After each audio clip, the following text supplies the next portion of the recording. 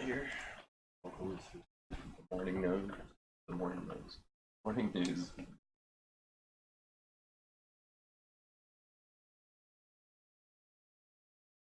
Minus 0.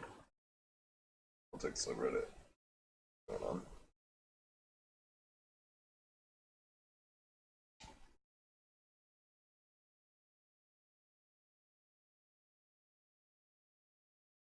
Quality international.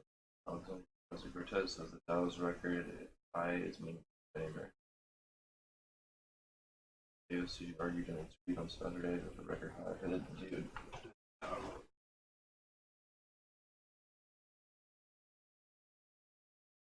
Argued that the record high underlined the problem of stagnant wages and the wealth gap between investors and salaried workers. Now soars wages. That's exactly right. Like, did you get a pay bump? Goes up.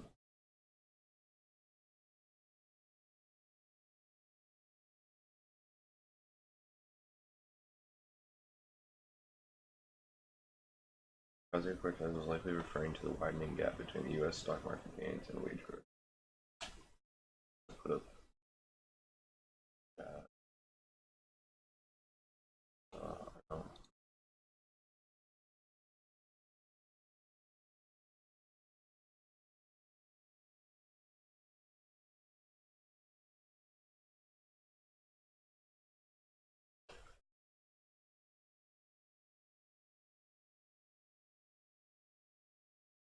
Dow surged 22% in 2019, but average hourly earnings rose just 2.9%.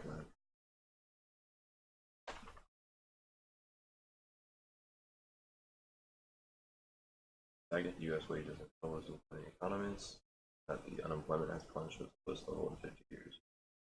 Trump touts the market evidence as evidence of improving economy and all Americans. However, Ocasio Cortez downplayed the relevance of the stock market. White workers who don't. Stock market is not the economy. Stock jobs.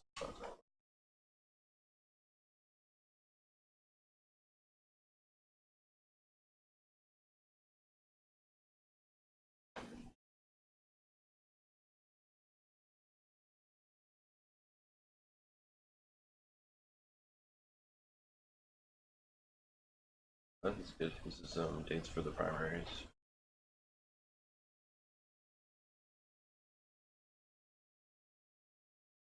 Oh. Look how many states not hosting Republican. One, two, couple, three.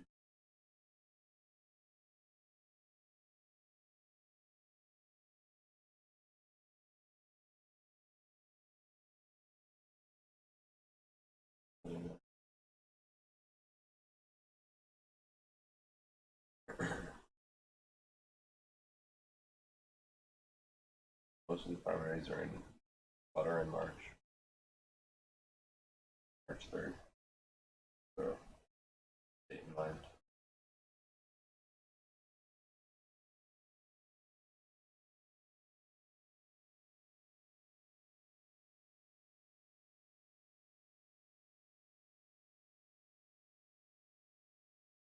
O'Connor tweeted at the start that stocks are owned by the top 10%.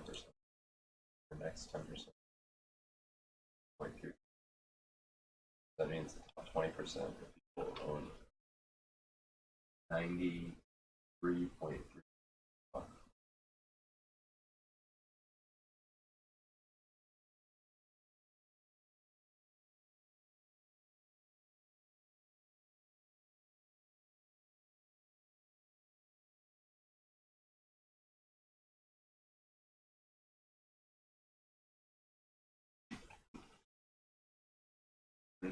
Seeks to play for Trump after this.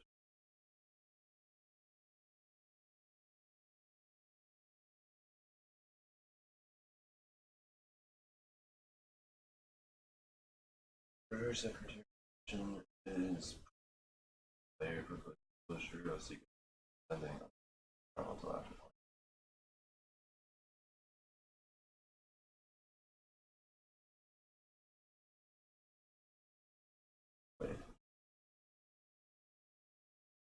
She's been I'm gonna read this. I have this one.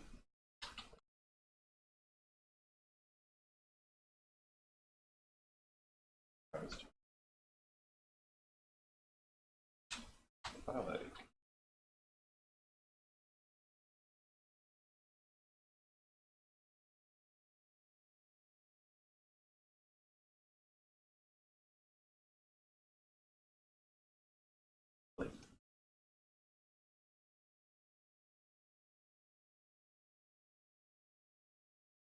Oh, there we go.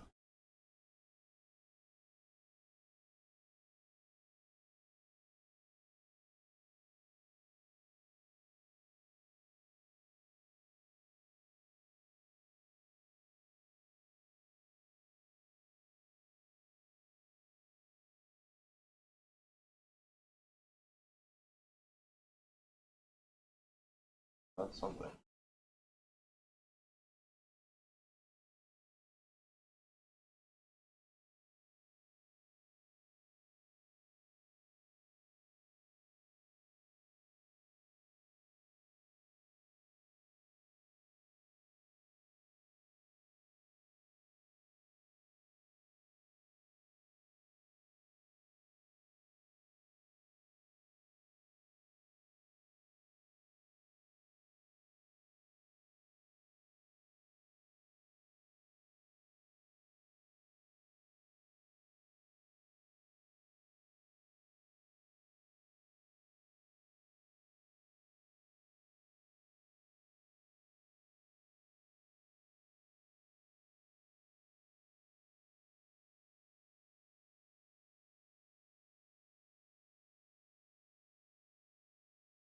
That's what we're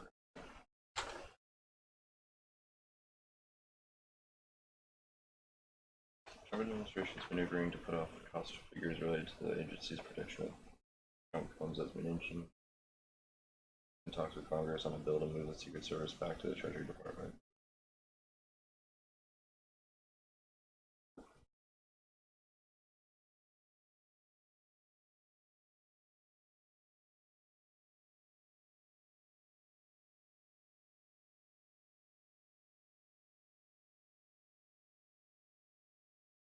Federal agencies incurred costs of $13.6 million over a period just over a month, 2017, where Trump took 4 trips to Mar-a-Lago.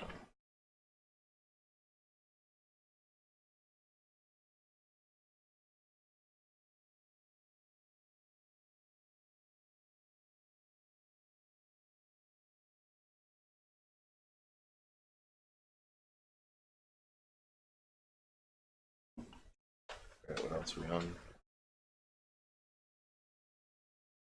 So look at what does look good.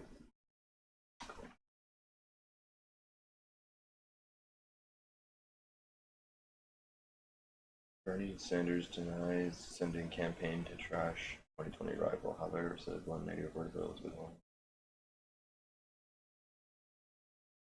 Texas Democrats launched largest registration campaign to hobble GOP's group.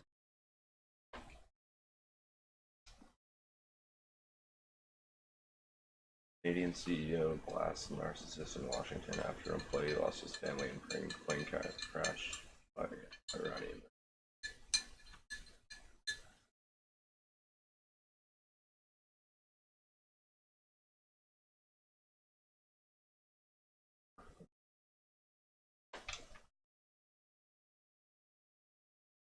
What's going on here? Dumbest Trump lie of 2020. White House nailed over bizarre weather tweet. White House faces a blizzard criticism after tweeting about non-existent.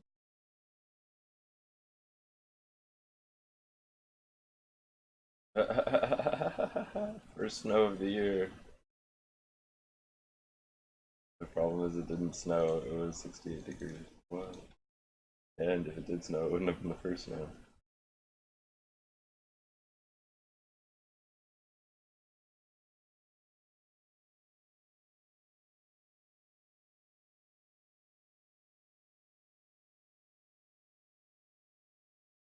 It's 52 degrees. It's snowing in DC to the same extent that Trump is innocent.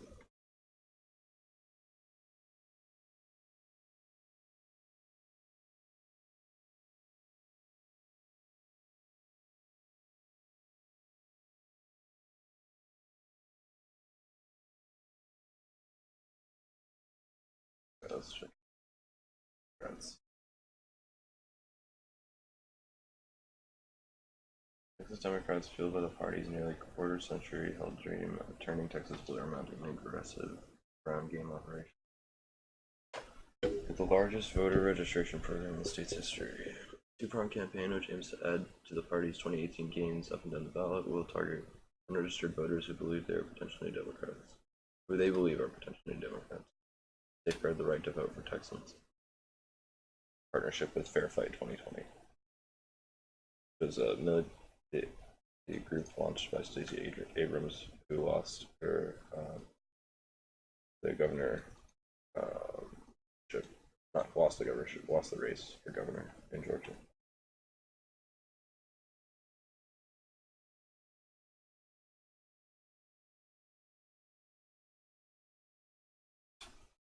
Part of the registration effort, which says that the party will be in collaboration with Democratic Congressional Campaign Committee, the campaign arm for the U.S. House Democrats, an ambitious goal to register a share of the estimated 2.6 million Texans who will vote.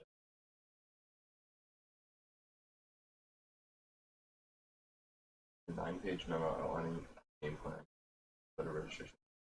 Bunker and Lauren Pulley, state's party data and analytics director, voted to close statewide games. Let's register and be electric more progressive.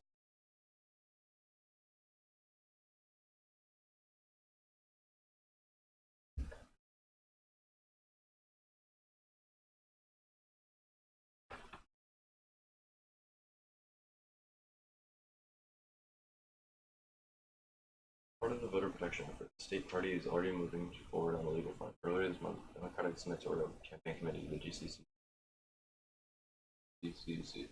and the Texas Democrats filed a lawsuit, part of an 8-figure investment across 7 battleground states by the national groups to challenge the electronic signature.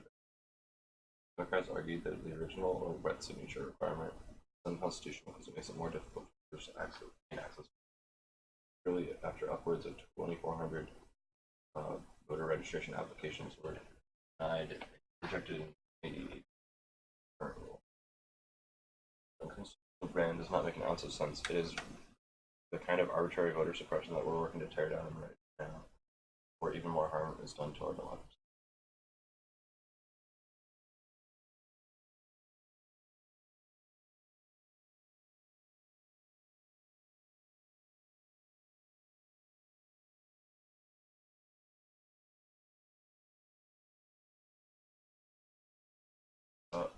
I saw the headline earlier.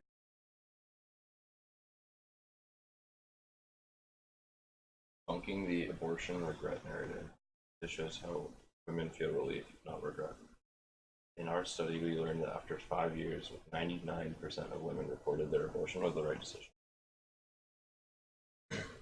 Last month, the Supreme Court rejected a challenge.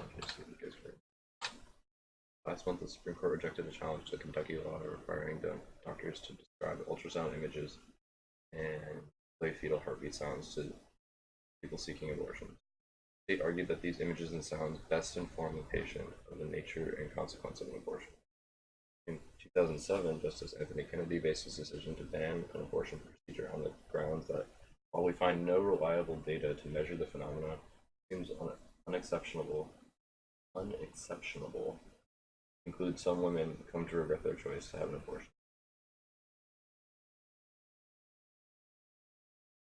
Let's just read that again.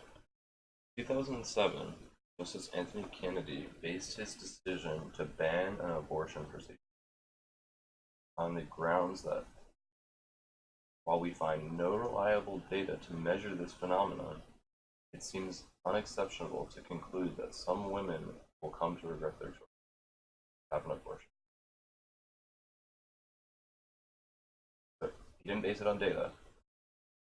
Like, well, logic says that someone is going to regret this. So, the whole thing should be banned. they just turn this around and say,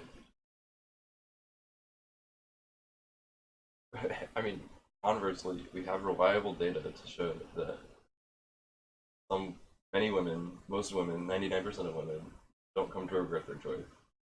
So they should be able to get an abortion, right? You're banning people from getting an abortion because it may be relief. I don't. It was asinine kind of comment actually. I have no data, but I think some people are going to regret this. The factor of abortion regret has been used by lawmakers and judges alike to impose or uphold. Kansas doctors must tell their patients that life begins at conception. Kansas doctors must tell their patients that life begins at conception, neither of which is supported by medical. Women in Kentucky who want an abortion now must undergo an ultrasound and hear a description of their fetus.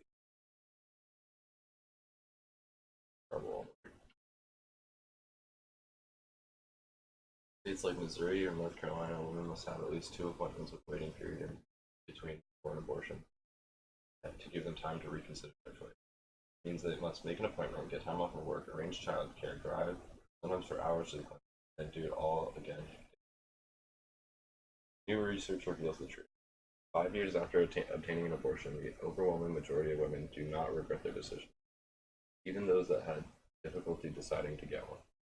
This evidence contradicts the narrative pushed by anti-abortion activists and elected officials who use abortion regret as a red herring to implement regulations pushing abortion out of the reach of many, especially women of color and low-income people. Our research found among hundreds of women having abortions across the United States, most felt that their decision was the right one for them 5 years later. Research was based on data from 667 participants, 667 participants. Turnaway study long-term effects of abortion on women's lives. As expected, women experienced ranges of negative and positive emotions in the week following the abortion. Yet over time, women reported declining intensity of all emotions. Even for women who said that they were to get an abortion, a difficult one, and those who felt that they would be shamed by their friends and community for their choice. Both immediately after the abortion and 5 years later, the women feeling women most often express about their decision, not regret it. At the end of 5 years, the chance that women reported that their abortion was the right decision was 99%. Article even stressed 99%. Our team found in an earlier paper that there's no difference in emotions between women who sought abortion first trimester and those who sought later.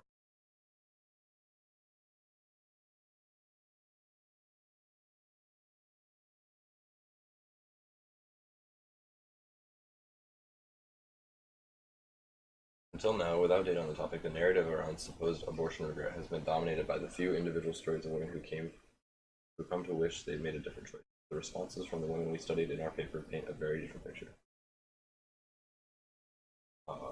It was the right thing for me, for my son, for our family. I don't think about it, one participant told researchers. Just like, oh, thank God, my life would be so different right now. Another said, it was the right decision because I was still a child myself. I wasn't financially stable. It wasn't really smart for me to bring a child into this world to struggle along with me. Other one says, I actually feel guilty sometimes. People talk about you'll regret it all your life. I don't ever think of it. I feel guilty that I don't feel guilty. You know what I mean? I don't want people to think that I'm heartless. I'm not at all. It doesn't impact me negatively. What an interesting statement.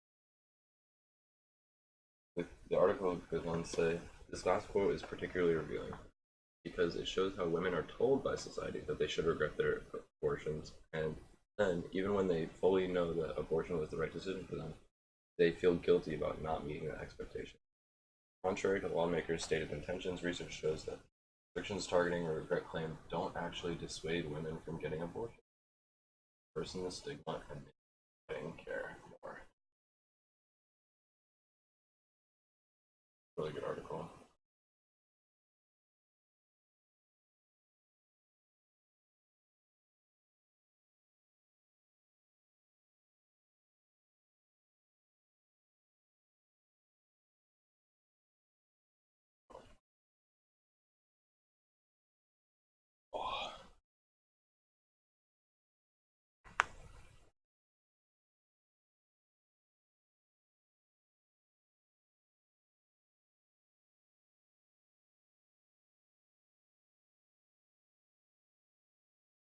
as we US listed climate activist group as US listed climate activist group as extremists alongside mass killers. DHS listed activists engaged in non-violent civil disobedience targeting oil industry alongside white supremacists. I'm just gonna have to read that. As we enter the fourth year of the Trump era, let's remember this is still not normal.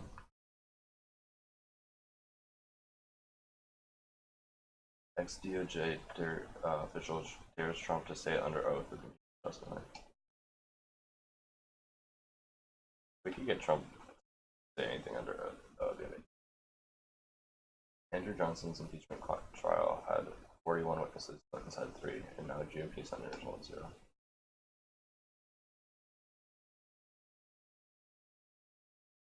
Trump's 4 embassies claim falls apart. Articles first.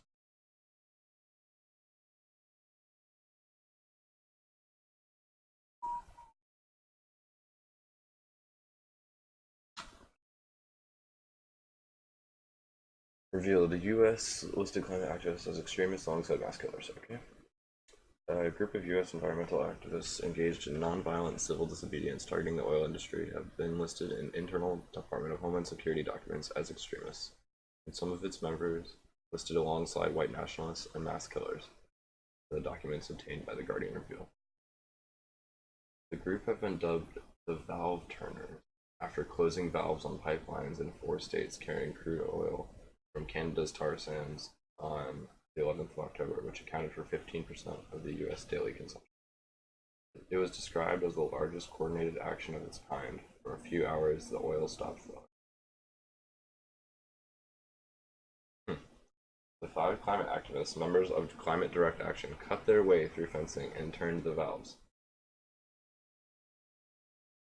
Is it just like me, or is it crazy that you could just like hop into here and be like, oh, I know which valve I gotta turn, and I'm gonna go turn it? That's pretty. I'm gonna tell you.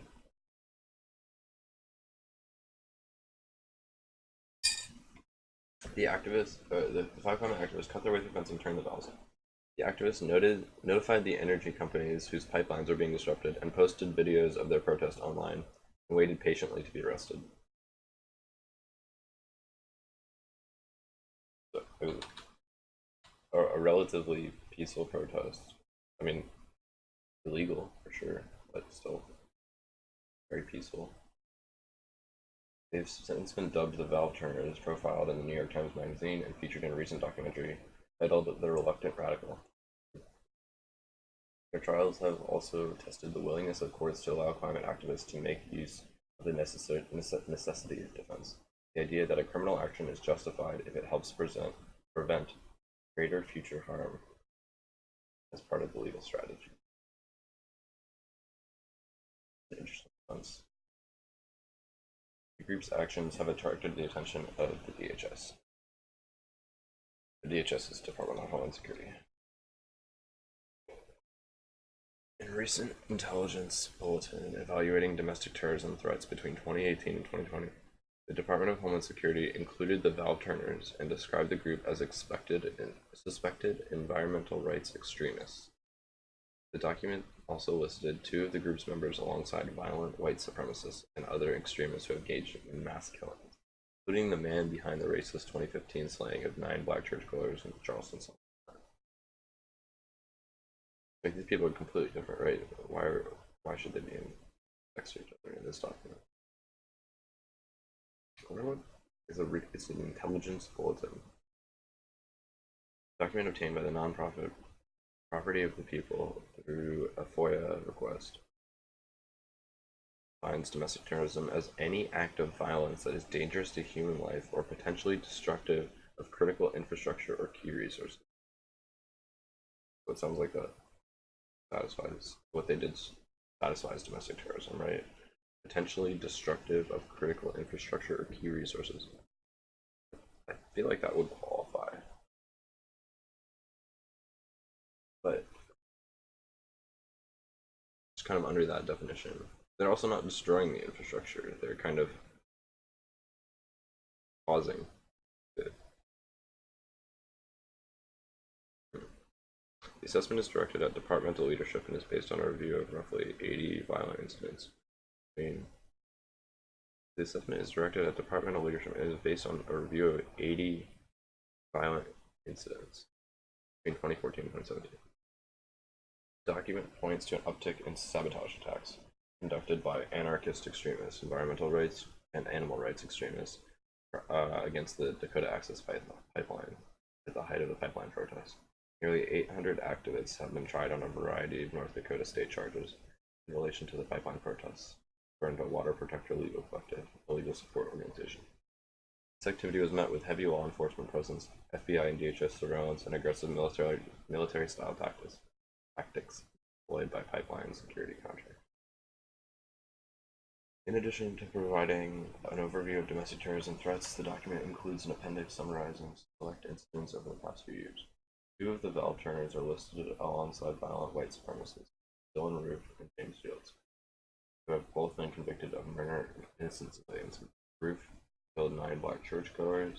Fields drove his car into a group of activists protesting a white supremacist rally in Charlottesville, killing 1 and injuring 19 others.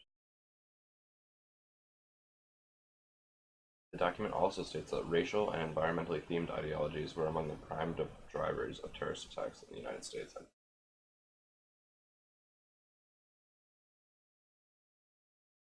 Mike German, a former FBI agent who is now a fellow with the Brennan Center for Justice, wrote in an email that the DHS framing is highly misleading because white supremacists are responsible for the bulk of this violence, and almost all the fatalities that result. There is little evidence that environmentalists have engaged in a type of deadly violence that would meet the statutory definition of terrorism codified by the United States.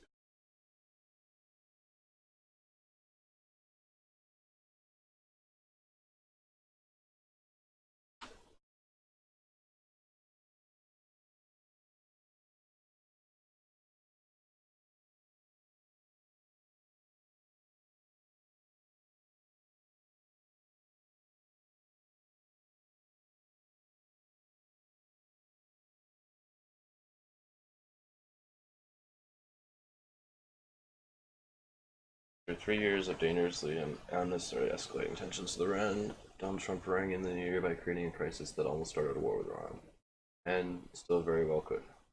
As we enter the 4th year of Trump's presidency, it is more necessary than ever to remind ourselves daily this is not normal. The list of despicable domestic actions by Trump must not be normalized. From policy separating migrant children from their parents and detaining them in cages to the president's call for his critics to be investigated or jailed. And while Trump's foreign policy in 2017 and 2018 was shocking, including regular praise for dictators Vladimir Putin, Xi Jinping, and Kim Jong-un, for instance, 2019 was the year that Congress and the American people finally had enough. The Ukraine scandal made crystal clear Trump's unprecedented and dangerous assault on national security norms and led to impeachment. But the extortion of Ukraine for personal gain was far from the only national security norm that Trump attacked.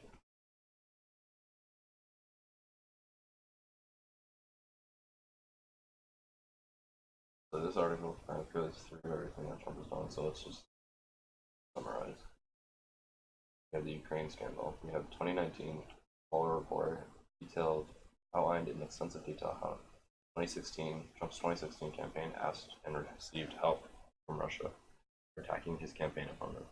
While the story of Trump's collusion with Russia has gone on so long that it can sometimes have faded into the background, national consciousness, 448-page Mueller report should be treated every day like the bombshell it is, the story of how Trump worked with a foreign power to win an election. 2019, American people also learned that Trump's attempts to get foreign help to further his political interests extended beyond Russia. In addition to Ukraine, Trump also asked China to with rival.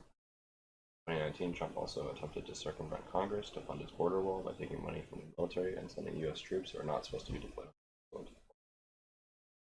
2019, Trump administration formally began the process to remove the U.S. from the Paris Agreement. Unless we get our act together, humanity will look back on America's withdrawal from this global effort as unproven. In 2019, in both Afghanistan and Syria, the off-the-cuff interventions by Trump shattered the delicate hard-fought process and undermined national security. In the 18th year, we've begun of America's war in Afghanistan. After months of talks, the president blew up a potential deal with the Taliban in a moment of haste.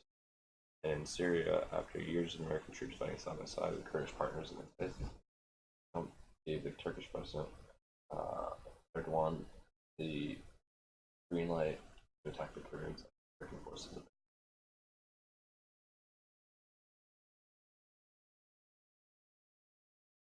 In 2019, the President of the United States canceled a trip to visit a U.S. treaty ally, Denmark, because the country would not sell him Greenland.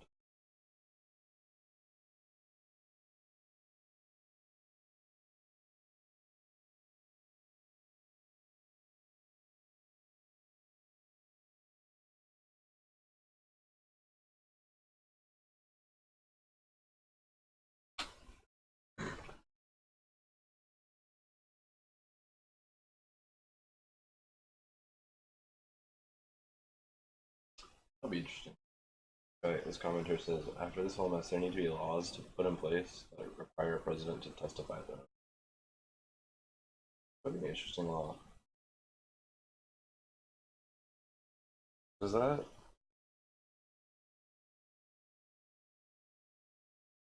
violate the Fifth Amendment?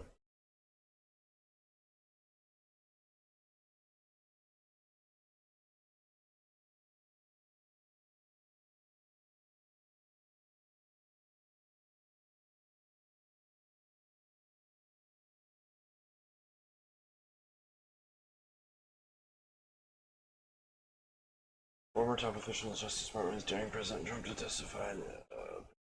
Neil Katyal, acting Solicitor General under former President Barack Obama, author of the book Impeach the Case Against Donald Trump, said on Twitter that if Trump were innocent, he should be clamoring for a chance to clear his name. The fact that you don't speaks volumes, he wrote.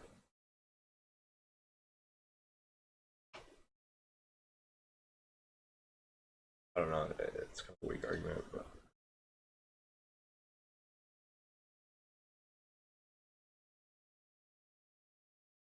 Here we go. This is the data that I was looking at for the other day. I was looking for the other day. Trump says most asylum seekers don't show up for their court hearings. A new study shows that 99% do. The study contradicts Trump's rationale for expanding immigration detention. I'll send this to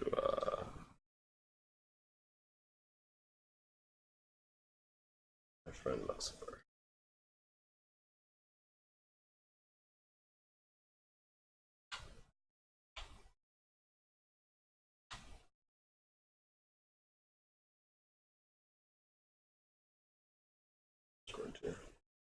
No.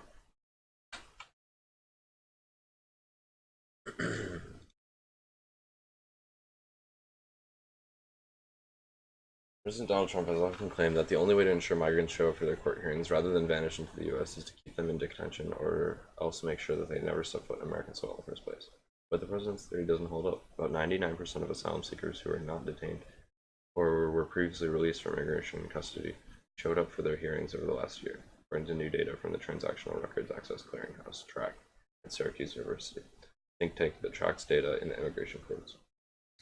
Studies from previous years have also disproven the idea that most migrants will choose to live in the U.S. without authorization rather than see their immigration cases through.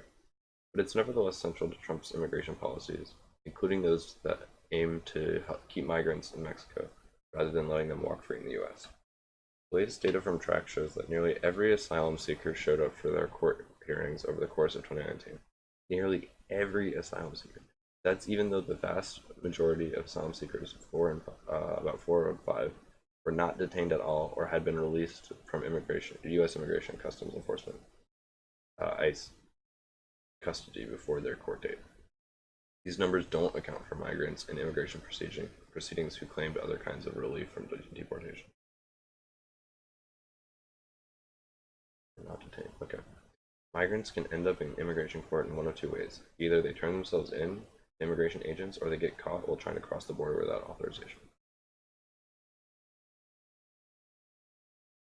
In both cases, officials will initiate deportation proceedings against them and give them a date to appear in court, where they can ask a judge for asylum and other protections that would allow them to remain in the US with legal status, or else they will be deported. On average, immigrants with currently pending cases have been waiting almost 2 years for their court hearings, and cases take even longer to complete.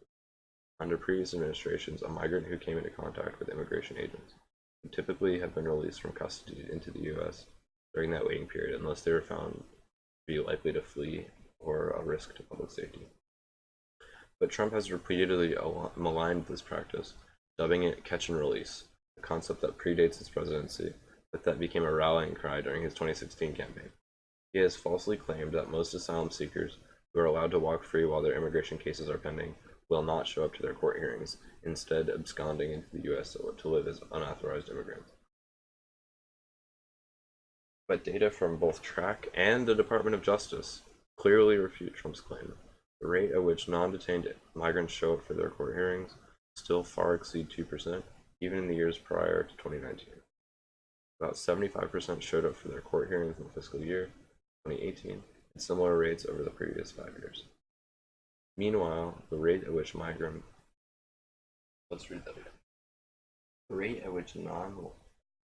migrants show up for their court hearings still far exceeded 2%.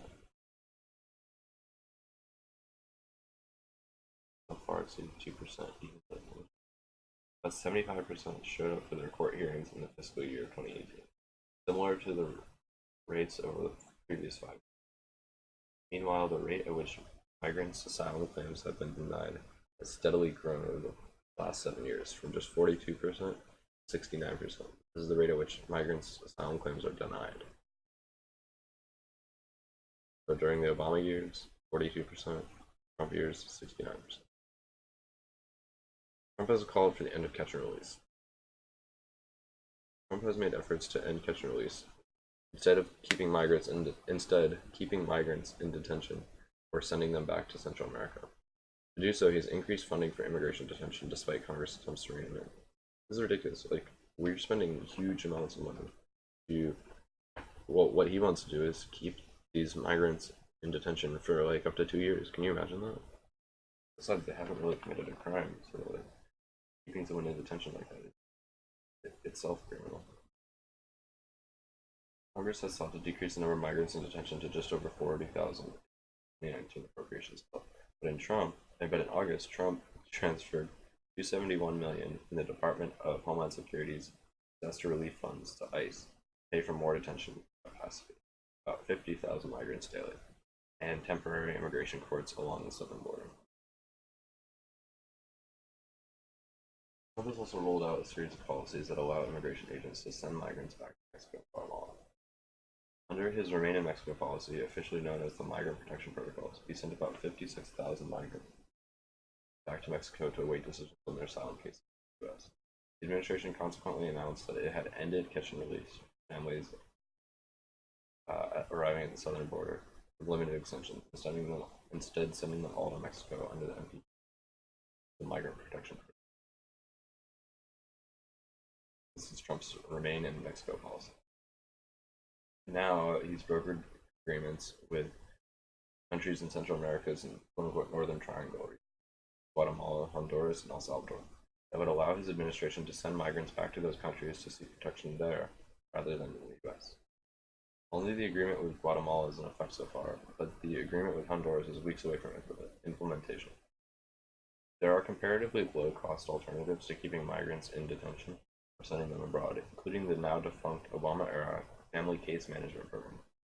Under that program, which Trump ended in 2017 June, families were assigned to social workers who aided them in finding attorneys and accommodation that ensured that they showed up for their court hearing.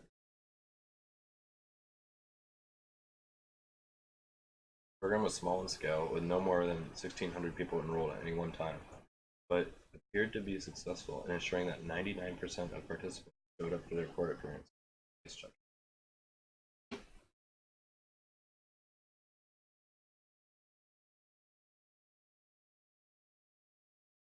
Top commenter says, Trump supporters don't really care about facts or evidence. They just feel if Trump says it, well, that's good enough for them because he's looking out for them and speaking their mind.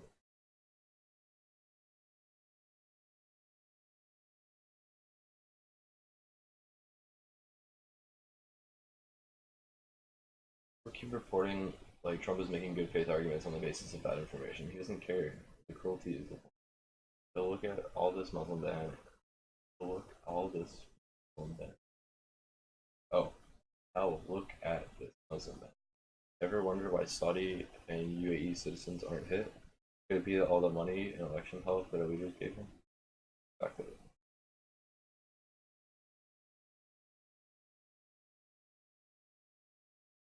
Whatever percentages don't appear, there is apparently the factor that CPB is sending hearing notices to false addresses. CPB staff have entered, sometimes shelters the asylum seekers have never been to or simply as paid. What?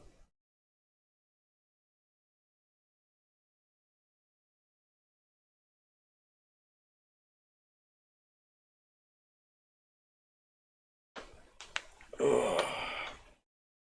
Let's keep going. Andrew Johnson's impeachment trial had 41 witnesses. Clinton's had 3, and now some GOP senators want to. The U.S. Constitution states that the Senate will have the sole power to try all impeachment. You don't need a law degree to understand that a trial is the search for information and truth. To achieve that, you need to hear from witnesses with relevant information. Even Judge Judy has witnesses on her show. Okay, I was in a discussion. Is Judge Judy... Judge Judy, let's look at this. I gotta look at this. Judge Judy is an American arbitration-based reality court show presided over by Judy Scheindlin.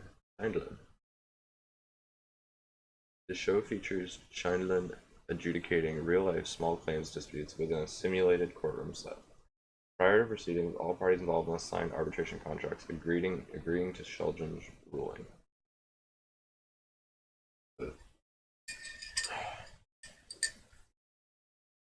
I want to know the inner workings.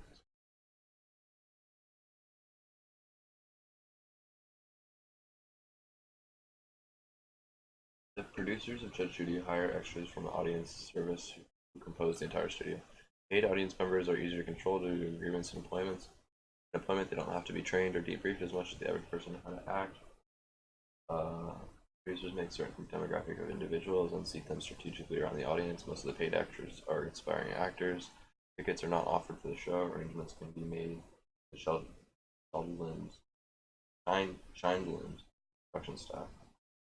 Extras must not dress casually, no logos or brand names.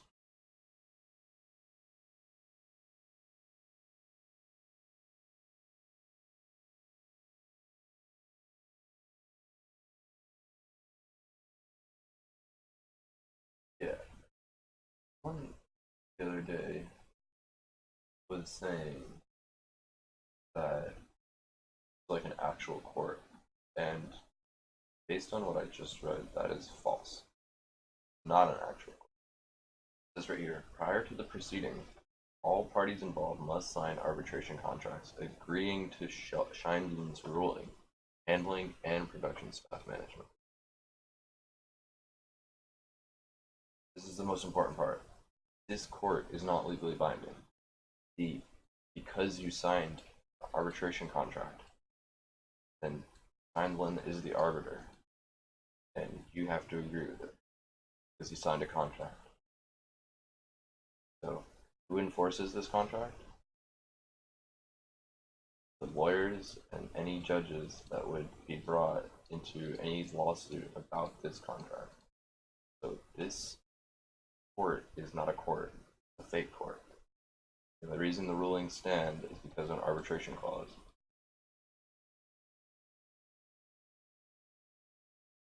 Okay.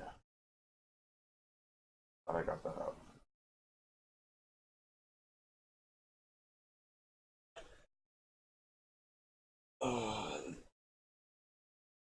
Despite this, GOP Majority Leader Mitch McConnell has refused to commit to allowing any witnesses to be called in the expected upcoming impeachment trial of Donald Trump until after he hears the opening statements from the House managers who are prosecuting Trump and the president's defense team. Worse, GOP Senator Marco Rubio has declared that he's opposed to calling any witnesses under any scenario because, in his view, the Senate should only consider evidence gathered to date by the House. Trump, on Sunday, tweeted that he supported an outright dismissal of the articles of impeachment by the Senate instead of trial, which suggests he now favors no witnesses being called. Why wouldn't senators who are acting as jurors want to hear all the evidence? A presidential impeachment trial in the Senate without witnesses would be without precedent. In the first Senate trials of our nation, involving President Andrew Johnson, 41 witnesses called, 25 by the prosecution and 16 by the defense. In Clinton's impeachment trial, 99, there were 3 witnesses were called to testify: Monica Lewinsky, Clinton confidant Vernon Jordan, and White House aide Sidney Blumenthal. These witnesses all sat for videotaped depositions conducted by House managers, and then relevant portions determined by the Senate were played for the senators. All this occurred after exhaustive investigation by Special Counsel Ken Starr, began in 94 and lasted. He delivered his voluminous report in 98. During that 4-year period, Starr was able to question under oath every witness he wanted, from Clinton's close aides, even President Bill Clinton. In contrast, Trump's case, the president directed key witnesses not to comply, and including his chief of staff, Mick Mulvaney. The articles of impeachment approved by the House set forth. The other ones, Mick Mulvaney, John Bolton, Mike Pompeo, those are the three that are really important. Thanks to Trump's alleged obstruction, there's still vitally important information the Senate needs to gather surrounding the charges of articles of impeachment. That's an interesting point, right? Not all the information is out there because he's feasibly, if the House of Representatives was allowed to call these witnesses, then perhaps we wouldn't need witnesses. But there's still information that we don't have. The Senate needs to gather the charges of articles that Trump solicited the interference of a foreign government in Ukraine in the 2020 United States presidential election in pursuit of personal political benefit. Regarding Rubio's contention about fact-finding, beyond that conducted by the House, the 1986 Senate rules for impeachment trials, still in effect today, provide that the Senate has the power to form a committee of senators, in essence, continue an investigation beyond the House. Section 11 of these rules provides that the Senate should have the power to appoint a committee of senators to receive evidence, take testimony at such times and places as. For example, the Senate employed the Senate rule for 3 impeachment trials of federal judges. In 86, the body called 21 witnesses as part of the impeachment trial of federal district judge Harry Claiborne. In 89, for the trial of Judge L.C. Hastings. The Senate took the testimony of 55 witnesses. In 2010, the most recent trial in the Senate, 26 witnesses testified in connection with the case of federal judge Thomas Porteous. But now, in the case of the President of the United States, Republican senator leaders refuse to commit to calling even one witness. Chuck Schumer has only requested 4 witnesses, not 21, not 55. One of those 4 is Trump's former advisor, Secretary Advisor John Bolton. He has recently agreed to testify in the trial if subpoenaed by the Senate. Trump has suggested that he would block Bolton from testifying on the grounds that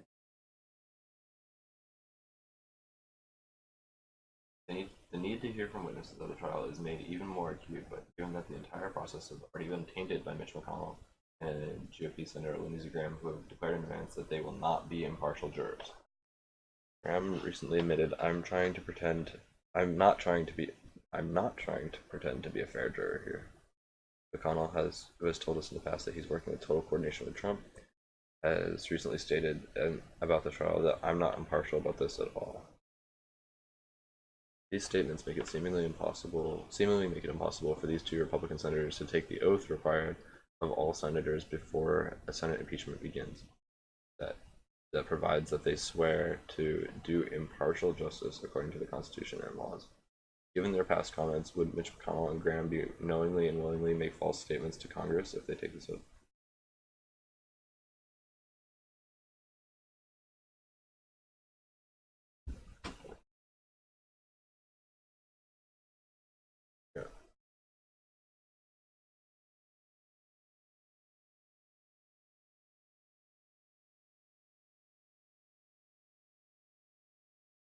WAPO had an article recently.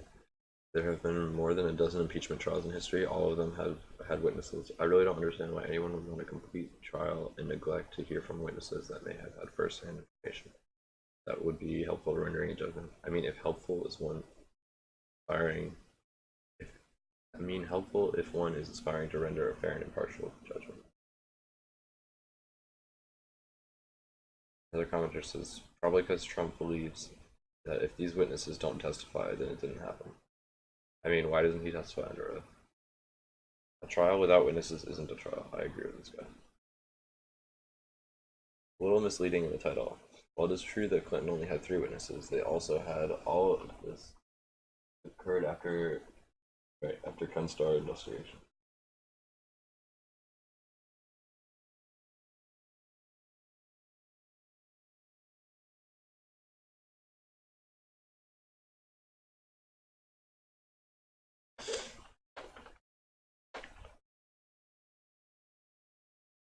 Because they all know Trump is guilty as well. Okay, let's go through this real quick.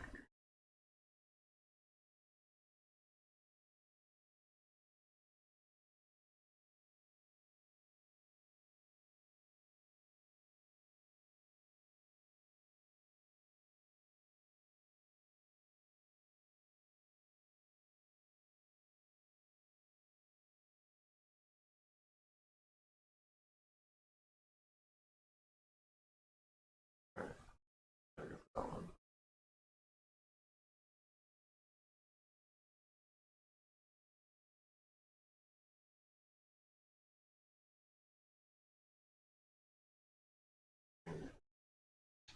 Trump's 4 embassies claim falls apart.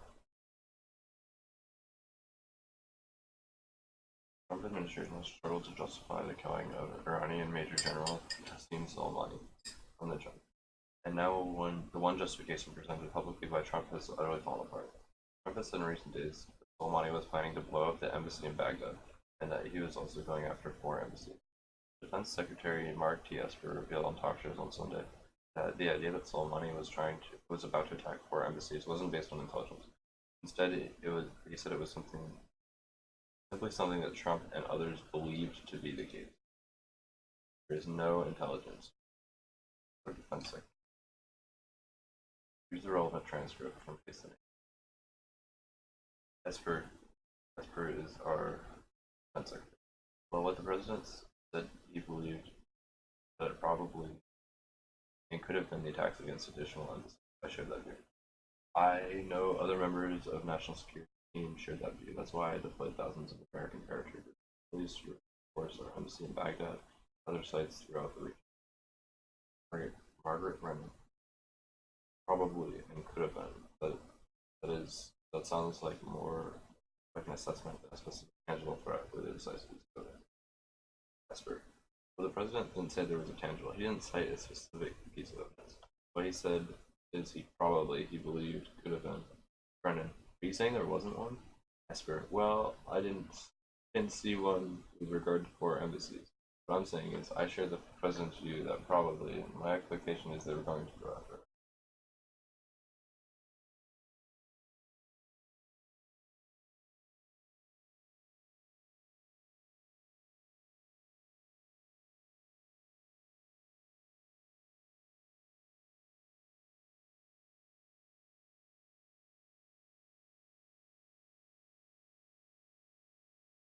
GOP logic.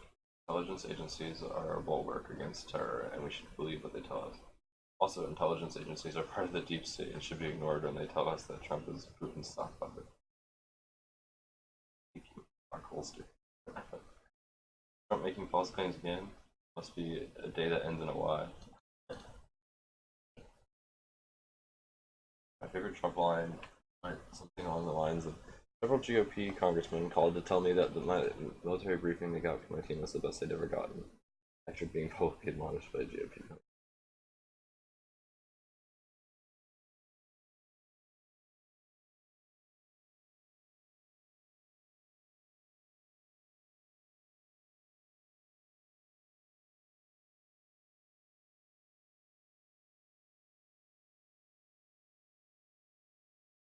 little less than a month before the Iowa caucuses, Democratic president candidates have ramped up their attacks against Joe Biden. On Sunday, David Sirota, speechwriter for Bernie Sanders' campaign, tweeted a video of Biden defending his vote for the Iraq War in 2003 and assailed the former vice president for his support in the war in a series of tweets. 9 months ago, I voted for my Congress, or with my, sorry, 9 months ago, I voted with my colleagues to President of the United States of America the authority to use force. I would vote that way again. It was the right vote then, and it would be the correct vote today. 9 months ago, I voted with my colleagues to give the President of the United States of America the authority to use force, and I would vote that way again today. It was a right vote then, and to be a correct vote today. Well, that video doesn't age well. In a separate statement, Sanders' senior campaign advisor Jeff Weaver said, "It's appalling that Biden refuses to admit that he was dead wrong on the Iraq War." The barrage came after former Secretary of State John Kerry, who had endorsed Biden, said on Friday that Biden was not in favor of going to war. Sanders has used Biden's support of the Iraq War as a cudgel against Biden before. In an interview with the Washington Post, Sanders said Biden has a lot of baggage and called his record so weak, specifically noting Biden's past support of military intervention in Iraq.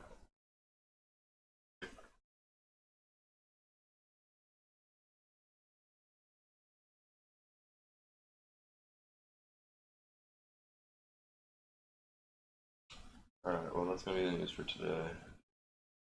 Oh, wait. Bernie Sanders running mate. Bernie Sanders said his potential running mate will not be an old white guy. Good. Maybe it's AOC. Joe DeSark, Biden 2020.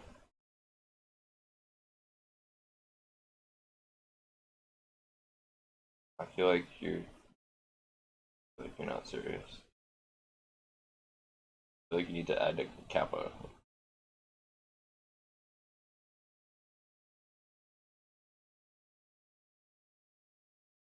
do you like? Kappa 2020, right? Kappa 2020.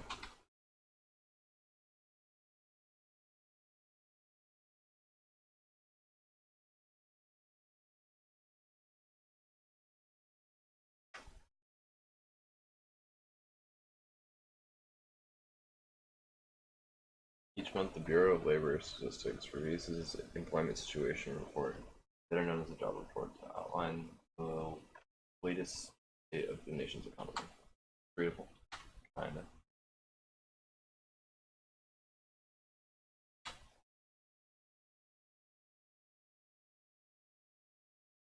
A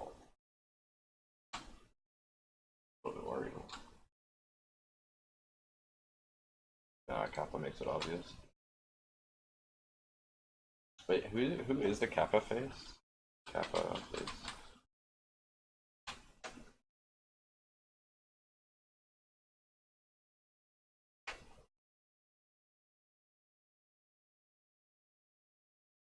Justin TV. Josh just says no. Can you imagine? You're this guy, and like your face is on Twitch like every day.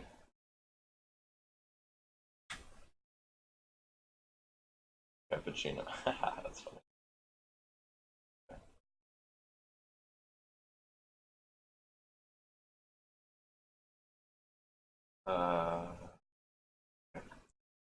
Each month, the Bureau of Labor Statistics releases its employment. Really, every month? They're known as the jobs report to outline the latest state of the nation's economy, and with it of late have been plenty of positive headlines. Unemployment hovering around 3.5%, decade of job growth, and a recent upticks in wages. The report's numbers have been mostly good news. Those numbers don't tell the whole story. Are these jobs any good? What should they pay? Here are the stories less rosy. In a recent analysis, check out our analysis. Okay. In a recent analysis, we found that 53 million workers aged 18 to 64, or 44% of all workers, earn barely enough to live on. Their median earnings are $10.22 an hour, which is about $18,000 per year.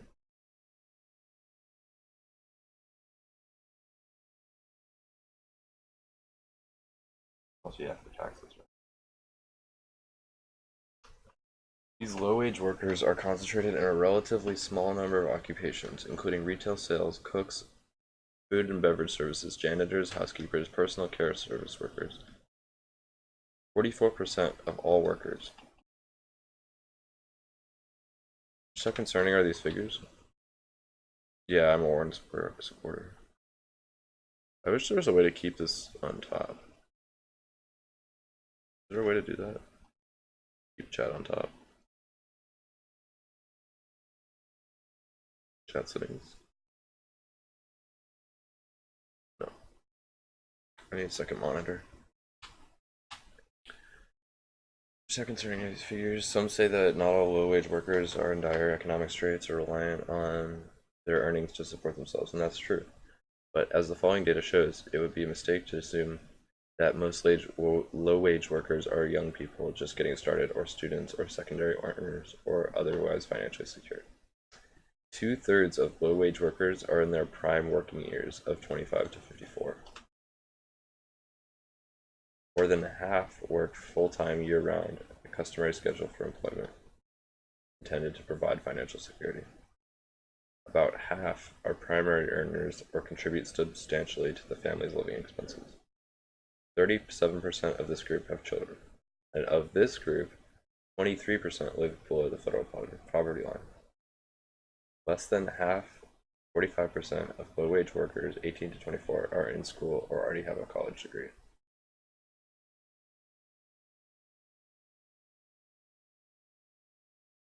What should be done? Some suggest that education and upskilling is the answer, arguing that if these workers got more education and increased their skills, they would move up to higher paying jobs. This is partially true. The majority of low-wage workers have less than a college degree and would never bet against education. It would be a Windows option if you could. Right click on the menu bar. The menu bar? Just the top bar?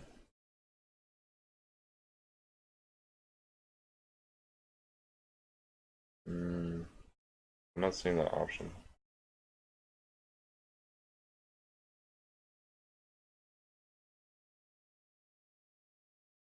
Maybe I can't do it with Chrome or something because I have the chat popped out in a Chrome thing.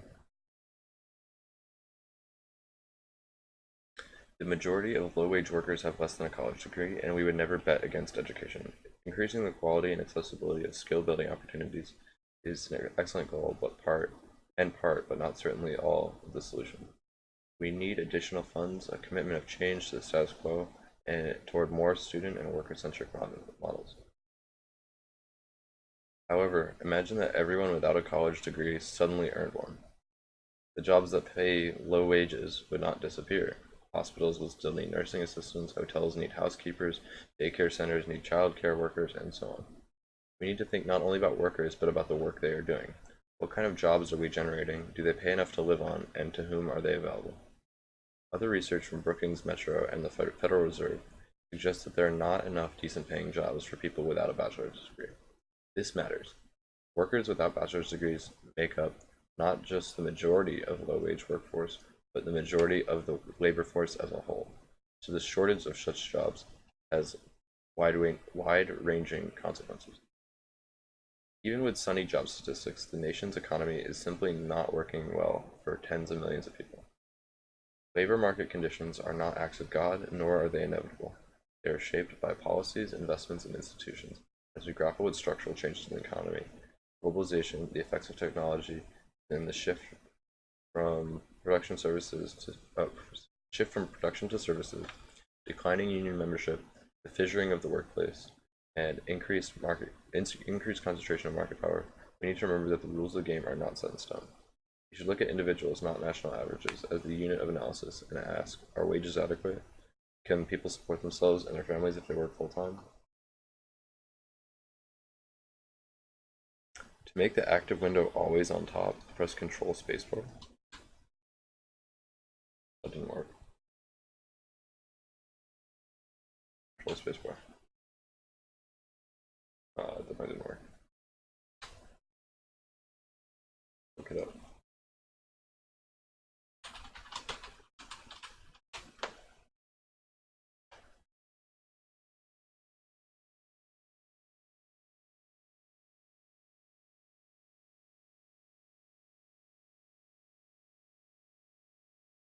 There's some little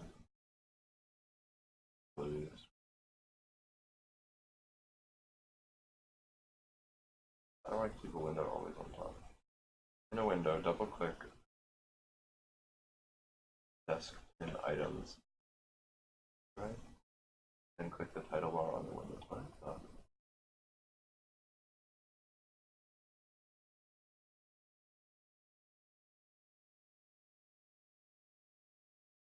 Alright, well that's not too much work right now.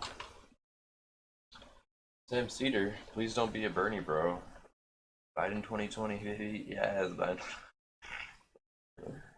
I'm more of a Warren supporter. I like Bernie.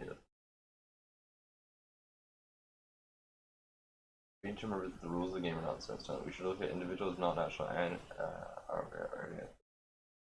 currently, the answer is no for a distressingly large share of the workforce. This is not controversial or disputed. You guys still read this, by the way? Yeah, you can. But you can't read the chat. Because I hit it. Go like this. That looks terrible. I just put this on top.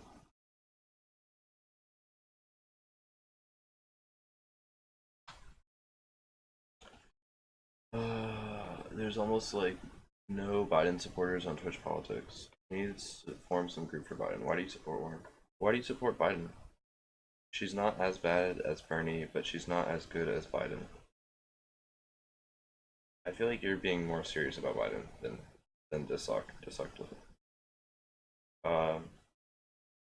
Warren is a really good candidate because she wants, you know, Medicare for all, healthcare for all. She wants I mean she's in some ways she's Bernie light, but she does support I don't know that Biden is the most electable.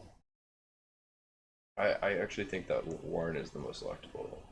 And so I think Warren to me is the most electable and furthest left person. So those are the two strongest factors for me. Because Warren is super smart, she's a strong woman, she is relatable, she can garner the women's vote. I think she could probably garner the black vote. What does that mean electable then? According to polling, Biden is the most electable. Electability. Because it sounds like you're saying he's just the most popular or he's the front runner. Alright, let's look at electability meaning and then let's look at electability polls.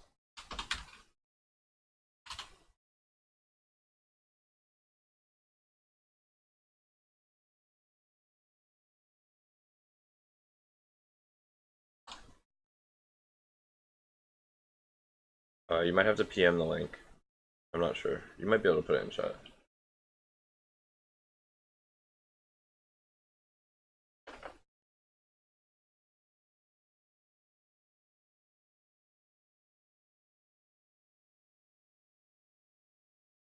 Capable of being elected. That's what electable means, okay? Just so we're clear on a definition. Oh, I can't read the times right now. Alright, let's go back.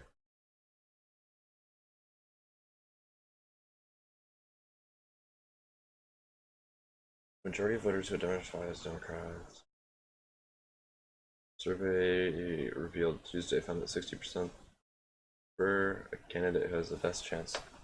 Survey also found that out of a series of top contenders, former President Joe Biden was perceived as having the best chance to beat the president.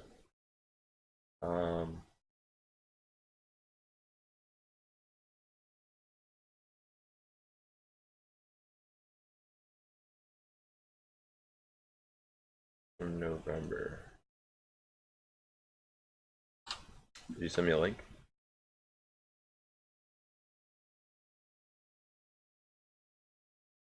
How do I do link permission? Can you PM me the link? Is that okay?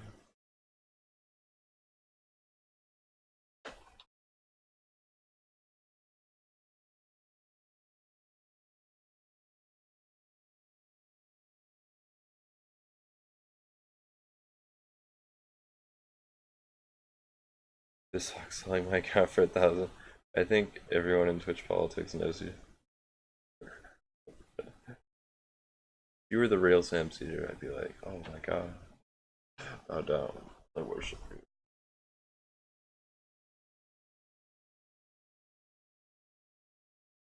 Warren versus Trump. Okay.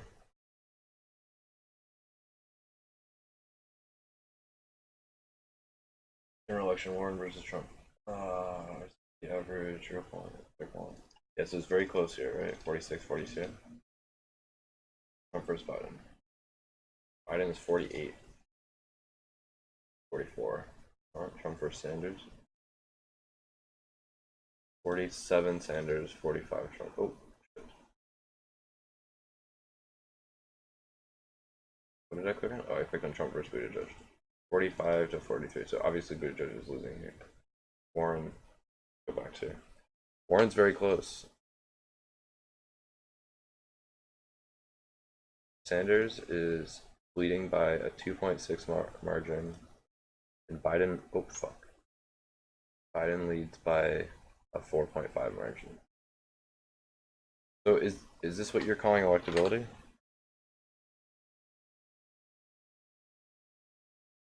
Yeah, I was looking at the average. See, like to me, this just because he's gonna just because these are the polling data of the like this isn't when I hear the word electability, that's not what electability means to me. And the other problem is that these are like current numbers, so they're not demonstrating like the trend, right? So ideally we'd look at the trend and see if this number is trending up or is it trending down. So let's look at maybe is this number trending up or down? I see the RCP average like every week or something. Democratic nomination.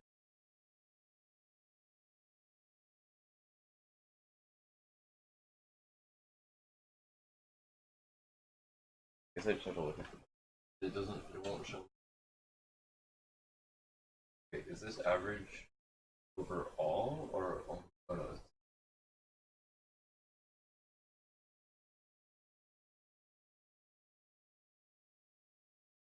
I'm not sure. Let's say we did Emerson.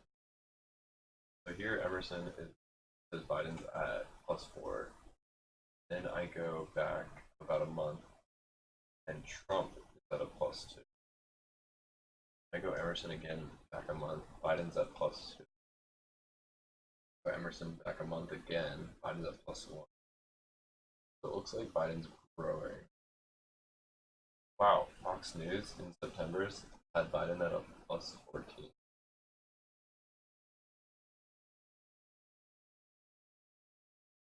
Here's Emerson, August. Biden's at a +8. Look at that plus. So Biden's fluctuating a lot.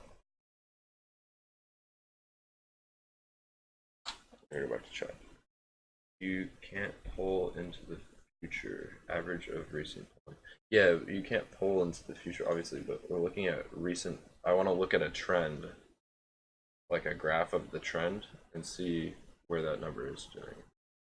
Because it could be that Biden does the best right now because he's the front runner. But suppose that he is losing popularity where another one is gaining popularity.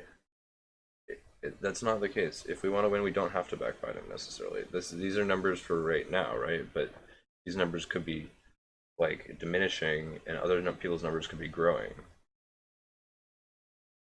Like, let's look at like polling over time.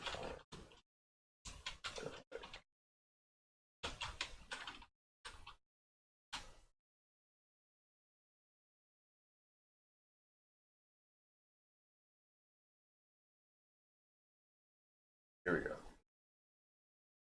So here's some better numbers. So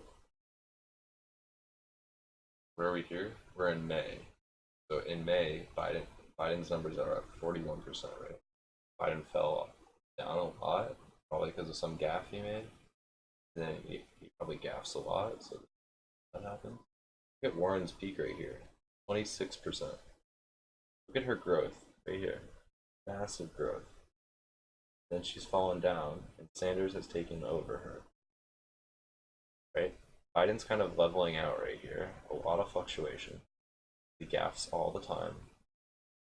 But he's kind of leveling out, maybe possibly growing in popularity, probably because of reasons that you're saying. And you can see right here.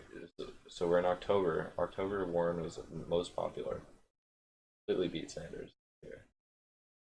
Then she's fallen off the map, and this is a really interesting question: why? What has caused support to plummet?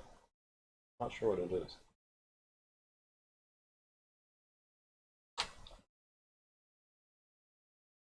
Biden announced in May. Oh, is that why? Oh, okay. Gotcha. Biden and Warren are establishment Democrats.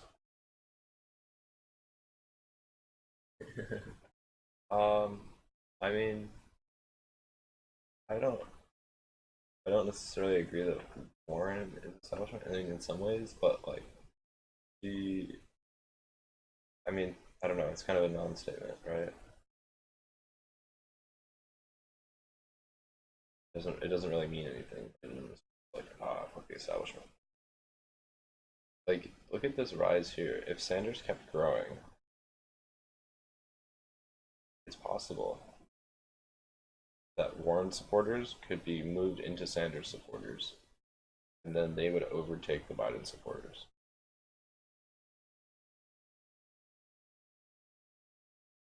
Yeah, I think Sam Cedar makes a good point.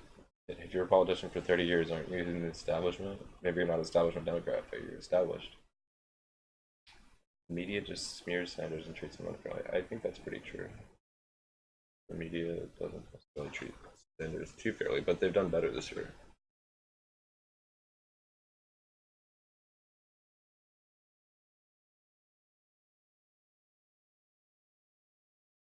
It doesn't say the sample size. Oh, this is average. Okay.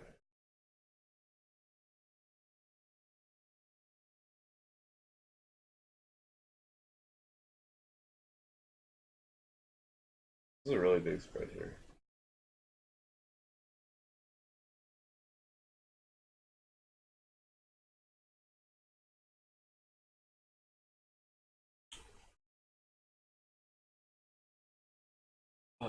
Let's see.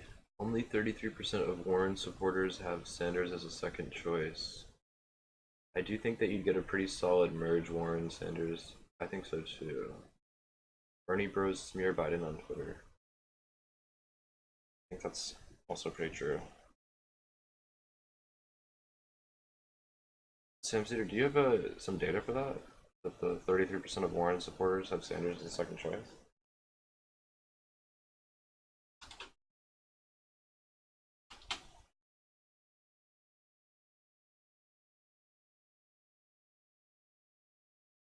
Okay, this article: voters' second choice candidates show a race that's still fluid. On Tuesday, Senator Kamala Harris. When was this article? Okay, this is December.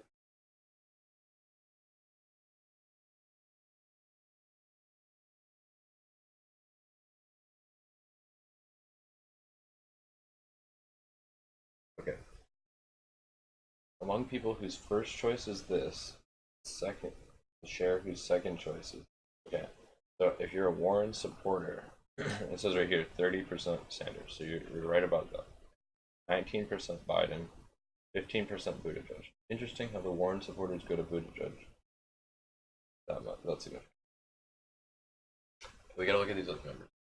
The Buttigieg supporters support Biden and Warren equally, not so much Sanders. Interesting. The Biden supporters would go to Sanders or Warren, and the Bloomberg supporters, I don't know why he's on this list, would go to Biden. This is obvious, right? And if you support Bloomberg, probably support Biden. Then everyone else would go.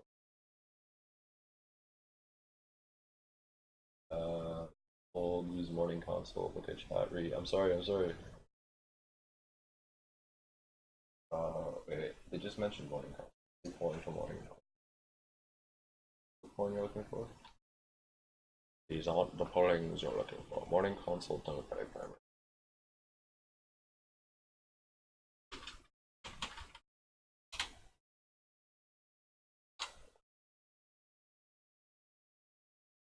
Who's leading? 31%, 23%, 14%. Tracking the Democratic primary field over time. Okay, we were just looking at this. Okay, on this one, it says he's going down a little bit. Very much. Sanders is going up. Warren going down. I would love to know why Warren is dropping. Wait, what did we say about second choice Buttigieg supporters? That they would go evenly between Warren and Biden? That's kind of interesting. So, if we have 8% polling here, we split 8% between these two, that could start to bring Warren back up to the Bernie Sanders level. The Bloomberg supporters are going to go with Biden. Fuck Tom Steyer. I wonder where the Yang supporters go. Second choices.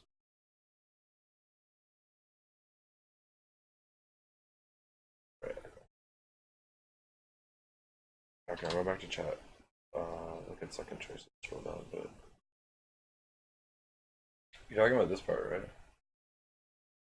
The only reason I don't like this is the way the data is. It's kind of like really hard to read. Is Bloomberg really that high? Where's Bloomberg here? It's so weird that Bloomberg is polling so high.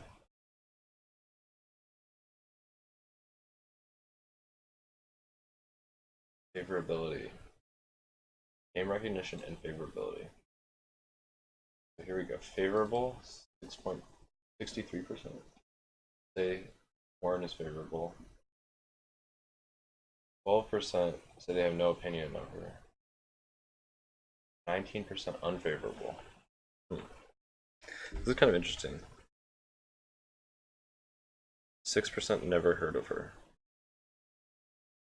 So it sounds like Warren can still really tap into some of this market right here. This 12 and the 6% she could probably tap into.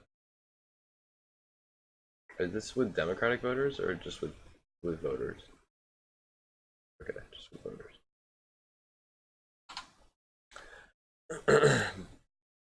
Bloomberg has a lot of money and moderate policies. Yeah, he also dropped a whole bunch of money, right? Didn't he drop like $30 or $40 million himself recently? With Dem voters? This is Dem voters? No, I think this is just voters. Oh no, you're right. Dem voters. You're absolutely right. I missed that.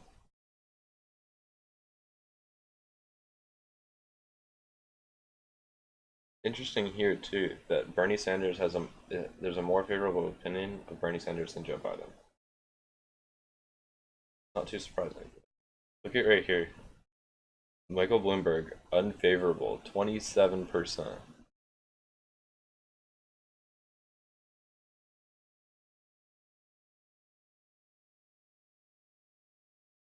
Look at Yang here. Unfavorable, only 14%. People really like Yang. They just don't understand his policies. I was actually wearing a Yang 2020 shirt yesterday. With Dem voter, he dropped 120 million. Yeah, that's a lot of money. Updated 5 to 6 days ago. So what we need to see is this over time graph is really important, right? Obviously everyone's fluctuating all over the place. But just because Biden is the most popular right now doesn't mean he'll remain the most popular, right? Biden is super gaffe prone and he has a lot of fluctuations because he's so gaffe prone, right? So he can continue to say stupid things and it might cause him to go down. And what was the second place stuff with Biden? Bernie's. Oh. So Biden supporters go to Bernie Sanders the most. So if Biden fucks up, then his fuck ups are gonna go towards Bernie Sanders. Sanders supporters go to Elizabeth Warren and Joe Biden.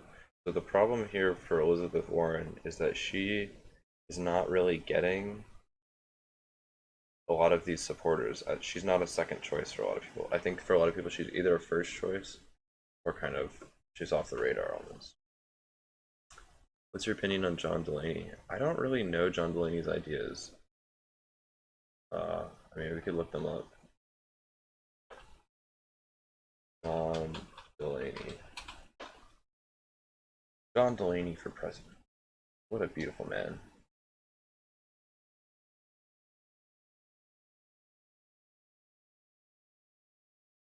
Like, what's his platform?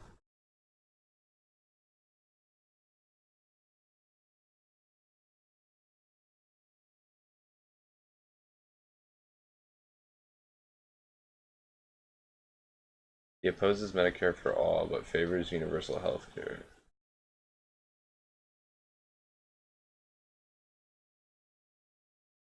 During a 2019 debate, Delaney claimed that hospitals will be shuttered under Medicare for all. PolitiFact and Kaiser Health News found this claim to be false and unsubstantiated.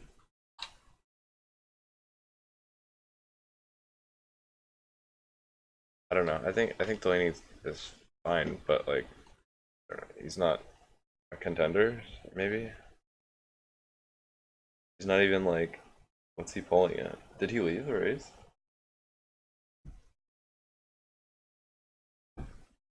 See more candidates. John Delaney, 1%. Marianne Williamson, someone else, 1%.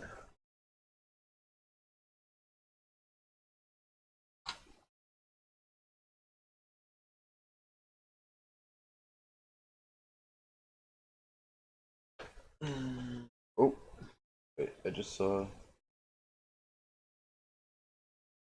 Wait, what did I just see?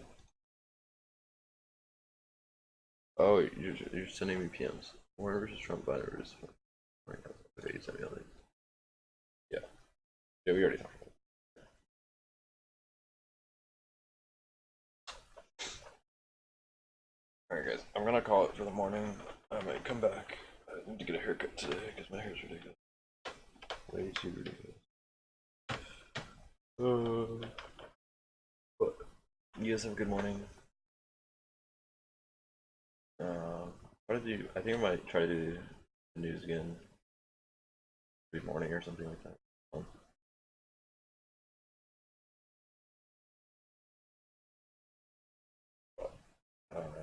Guess I'll get